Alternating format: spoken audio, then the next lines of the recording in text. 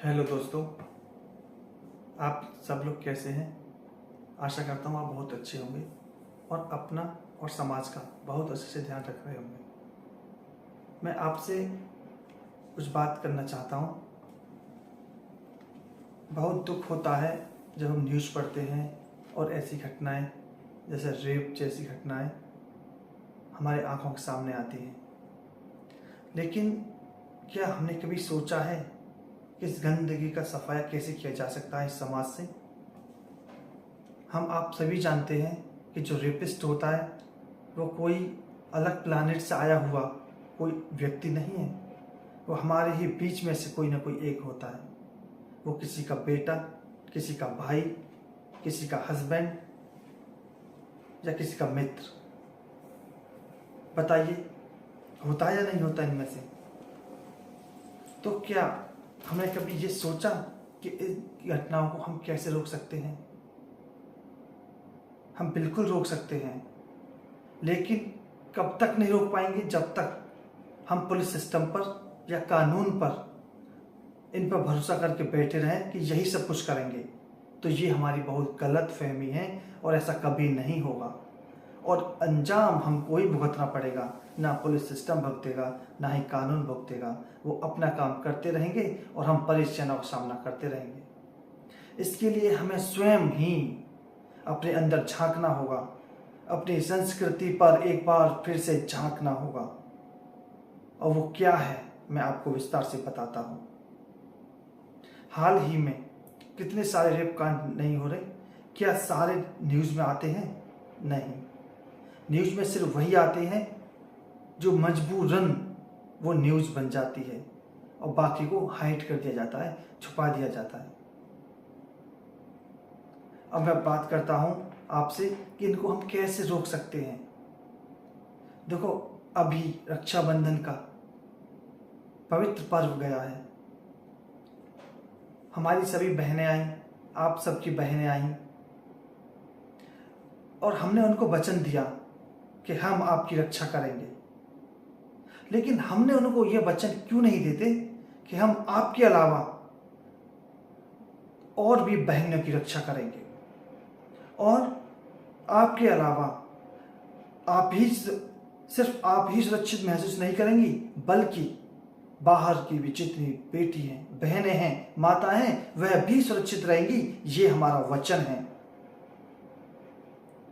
मैं सभी पेरेंट्स से प्रार्थना करता हूँ, आपके छोटे छोटे बच्चे हों, वो शुरुआत से यही परंपरा सिखाएं कि राखी का मतलब सिर्फ भाई और बहन की रक्षा, एक दूसरे की रक्षा करना नहीं है, बल्कि इसके साथ में आप भाई बहन की रक्षा करने के साथ साथ में आप दूसरों की बहन की भी रक्षा करना भाई राखी का महत्व है।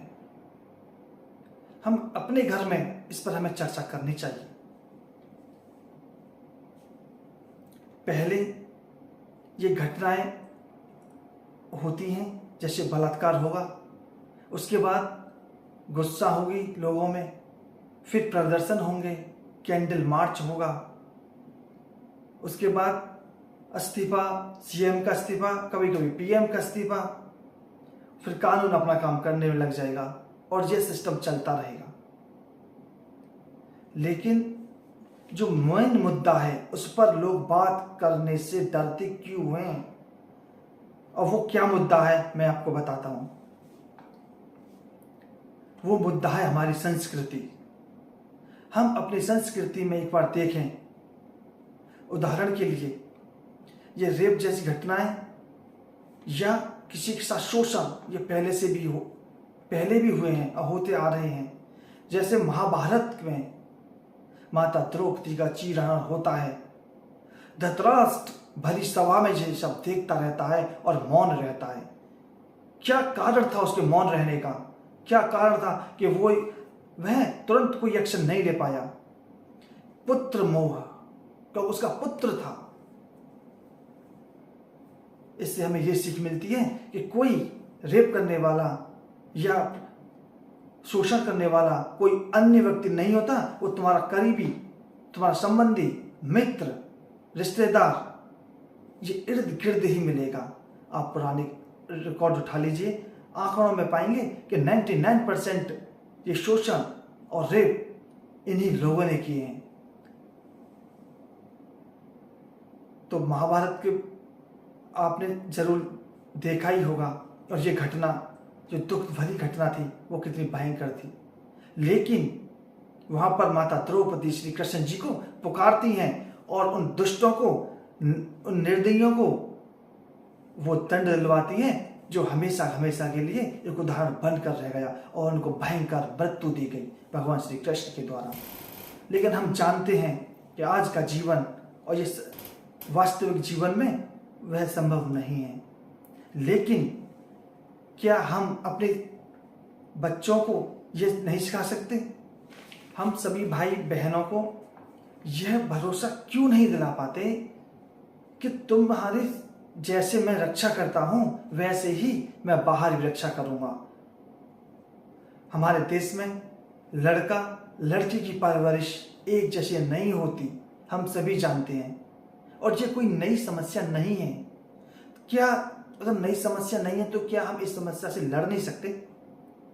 पहले हमें ये एक्सेप्ट करना होगा, पहले हमें ये स्वीकार करना होगा कि हाँ, हम ये परवरिश में अंतर रखते हैं और हमारी 50% लड़ाई यहीं हम जीत जाते हैं। अब बाकी की 50% लड़ाई के लिए हमें आगे बढ़ना होगा, पहले विचार करना होगा और बातें करनी होंगी अपने बच्चों से। हम पहले तो अपने मन में या अपनी लड़की से या लड़कों से ये कहना बंद कर दें कि बेटा लड़की घर की इज्जत होती है। आप लोगों को बड़ा अजीब लग रहा होगा सुनकर कि ये क्या बोल रहा है। हाँ, क्या लड़की सिर्फ घर की इज्जत होती है? क्या लड़का घर की इज्जत नहीं होता? अगर लड़की को ये सिखाओ कि तुम्हारी वजह से हम पर कोई दोष आया तो हमारी इज्जत धूल में मिट जाएगी। क्यों सिर्फ लड़की को सिखाया जाता है कि तुम्हारी वजह से हम पर किसी ने गलत आक्षेप लगा दिया तो हमारी इज्जत धूल में मिटेगी। लड़का कुछ भी गलत कर दे कोई दिक्कत नहीं है। जी, लड़के के मन में, उसके जहन में ये बात क्यों नहीं डाली जाती? लड़की लेट आती है कि 8 बज गए या अंधेरा हो गया, बेटी की चिंता सबको होती है, लड़की की चिंता क्यों नहीं होती? लड़का कुछ भी करता रहे, कहीं भी घूमता रहे, तुमको पता है कि लड़का कुछ भी कर रहा है, कुछ भी घूम रहा है, तो कुछ गलत कदम उठा रहा है किसी के साथ, तो क्या वो इज्जत क्यों नहीं? इसलिए मेरी प्रार्थना है, या लड़की हो या लड़का हो, समान व्यवहार रखें, समान परवरिश दें। जब तक हमारी संस्कृति में यह धारणा नहीं बनेगी कि लड़का लड़की की समान परवरिश, तब तक यह रेप रोकना असंभव है। इसमें बुरा मानने की कोई बात नहीं है, लेकिन हाँ, ये बात सत्य है। शुरुआत तो करनी ही पड़ेगी, और शुरुआत के लिए पहला कदम रखना ही पड़ता है। आप वह कदम रखिए और फिर समाज में अंतर देखिए।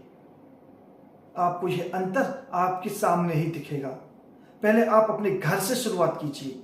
हम सब लोग अपने अपने घरों से शुरुआत करेंगे, समाज में शुरुआत अपने आप हो जाएगी। समाज हमसे है, हम जैसे होंगे समाज वैसा होगा। मैं आपसे एक और गुजारिश करता हूं, जैसे हर साल रक्षाबंधन का त्योहार बहुत धूमधाम से मनाया जाता है, हम क्यों नहीं अपनी सोसाइटी लेवल पर या अपने रिलेटिव लेवल पर हम एक दूसरे की रक्षा करने के लिए एक त्योहार मनाएं। मेरी बात आपको कैसी लगी, आप मुझे जरा बताएं।